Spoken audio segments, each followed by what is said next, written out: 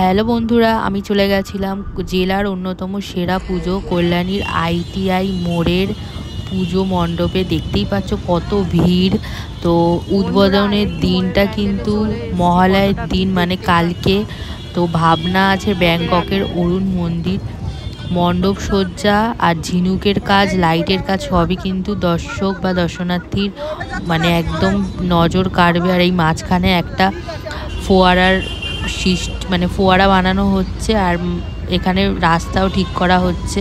তো এখানে মণ্ডপে কিন্তু প্রতিমা চলে এসছে। তো আগামীকাল উদ্বোধন হবে, আর সেদিনকেই কিন্তু প্রত্যেক জনকে ঢুকতে দেওয়া হবে।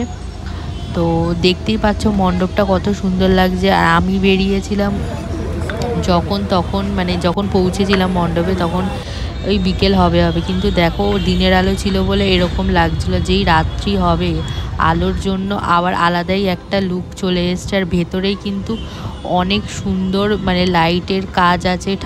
কেমন প্যান্ডেল, কেমন মণ্ডপের ভেতরে আলোকসজ্জা কিন্তু অনেক সুন্দর। আর মণ্ডপের প্রতিমা কিন্তু 75 কেজির গয়নাতে মোড়া থাকবে, দেখলে তো চোখ ধাঁধিয়েই যাবে। তো বন্ধুরা দেখতে পাচ্ছে এখানে অনেক রকম স্টলও বসেছিল। তো এখানে মানুষের ভিড়টা তো দেখেই বুঝতে পারছো, সবাই এই মণ্ডপটা দেখার জন্য বসে আছে। সে কল্যাণীর পাড়ার লোক হোক কি দূরের লোক হোক, সবাই এই মণ্ডপটা দেখবে বলে বসে আছে। তো অনেক সুন্দর কাজ এখানে, ঝিনুকের কাজ থেকে শুরু করে। আর ভেতরের ভিউটা তো তোমরা কালকেই দেখতে পারো, ভেতরে কতটা সুন্দর লাগছে মণ্ডপটা ভেতর থেকে। মণ্ডপে কিন্তু মণ্ডপ তৈরি হতে লক্ষ লক্ষ ঝিনুক ব্যবহার করা হয়েছে। আর মণ্ডপের উচ্চতা 170 ফুট। তো তোমরা কে কে এই মণ্ডপে আসবে কমেন্টে বলো। তো একটা সিনেমেটিক শট দিয়ে তোমাদের মণ্ডপটা দেখাচ্ছি, দেখো কেমন লাগছে মণ্ডপটা রাতের বেলা।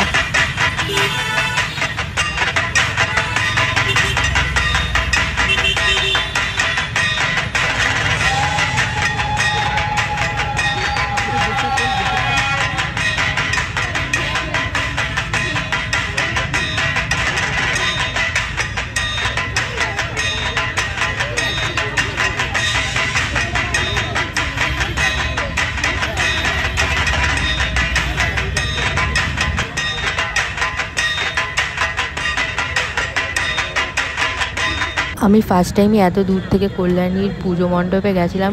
সত্যি বলতে অসাধারণ মণ্ডপ ছিল। যাই হোক, একটা সবারই নির্দিষ্ট টাইম থাকে, তাই জন্য আমি আর ঢুকতেও পারিনি আর তোমাদের মণ্ডপ দর্শনও করাতে পারিনি। এখানে কিন্তু সবাই ননস্টপ কাজ করে যাচ্ছে, মণ্ডপের ছোট বড় কাজগুলো ঠিক করছে, কারণ কালকে উদ্বোধন আছে। তো কে কে যাচ্ছে কমেন্টে বলো। ভিডিওটা ভালো লাগলে লাইক, কমেন্ট, শেয়ার আর সাবস্ক্রাইব করো। নতুন একটা পুজো মণ্ডপ নিয়ে তোমাদের সাথে দেখা হচ্ছে। টাটা।